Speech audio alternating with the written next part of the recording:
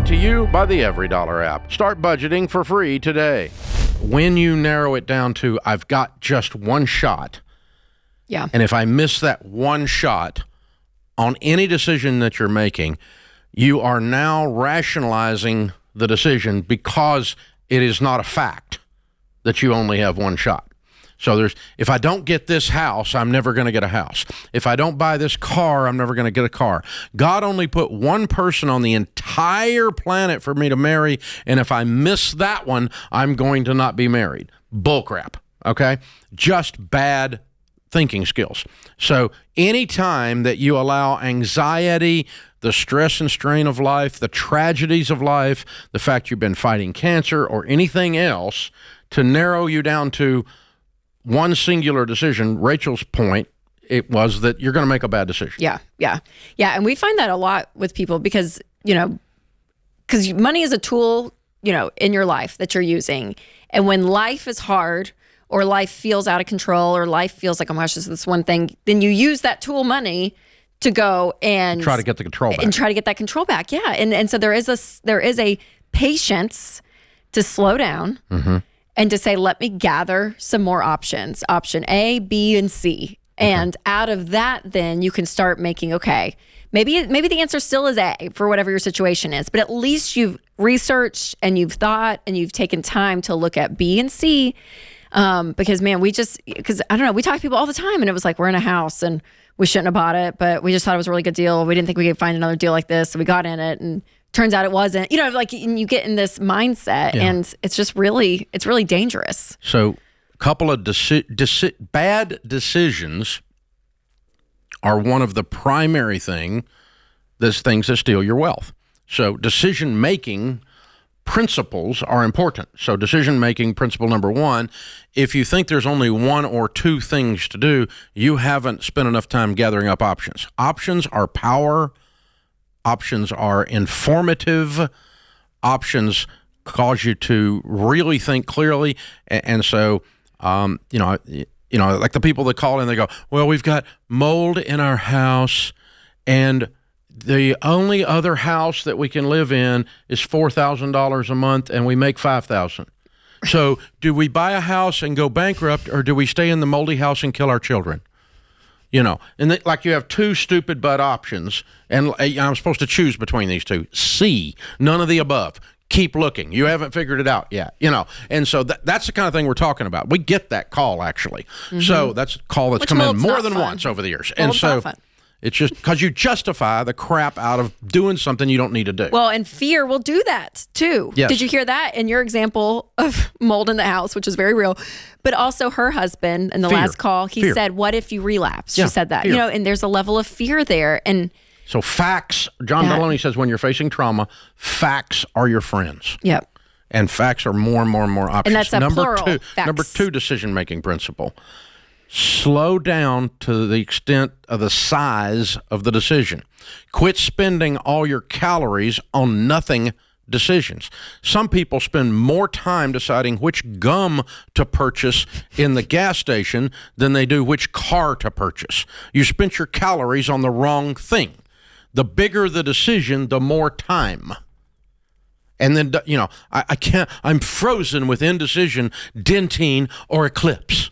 But I impulsed a Porsche. It's like this is the backwards stuff right here. So the size of the decision means you need to slow down and have more and more options. And then the length of and patience. Your pulse rate needs to drop. If you got house fever, go take a cold shower.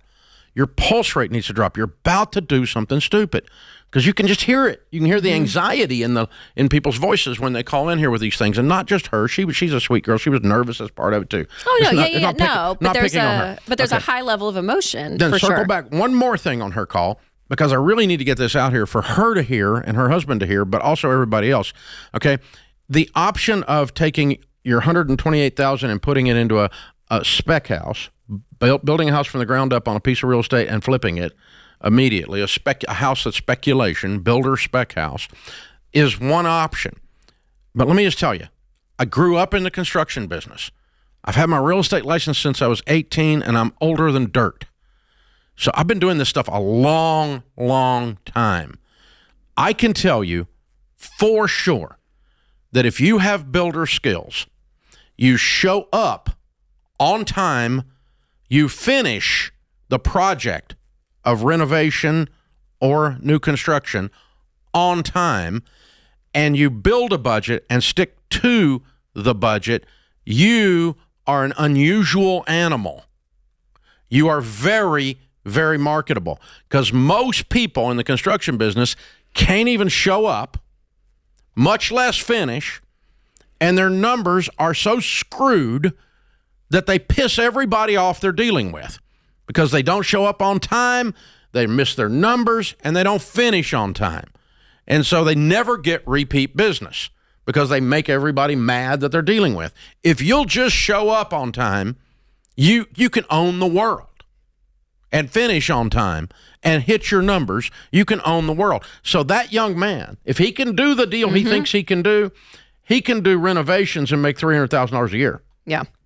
He can grow a renovation and new and custom housing business, build decks, put porches on the back, whatever it is. He can make a bazillion dollars if he has the skill set that she says he has, and I don't doubt it. Yeah. And if he can actually pull off projects, show up on time.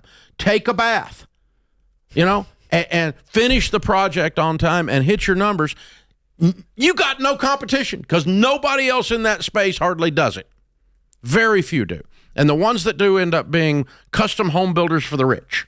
Yeah. Because they're excellent at what they do. Exactly. Yeah. And so you got so much potential out there if you do that.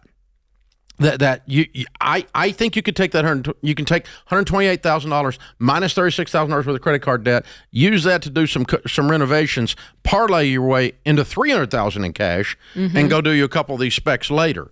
If your numbers are right and I'm wrong, because I think your numbers are unrealistic, but if I'm wrong about that, which I'm happy to be wrong. I hope I'm wrong. I hope you make 100% margin on a construction project, but it's very unusual. Doesn't happen. Okay. So if you can do that, then you can do what I'm talking about with what's left over after you pay the credit card debt off. Yep. And that's your third option. That's right. And it's a classic, too, example, which happens in so many families and so many marriages, is you kind of got your realist and your dreamer, right? Oh, yeah. And it's like, oh, just give me this shot, right? And not that all dreamers are wrong, because sometimes it's right. But also, I would say to him, listen to your wife.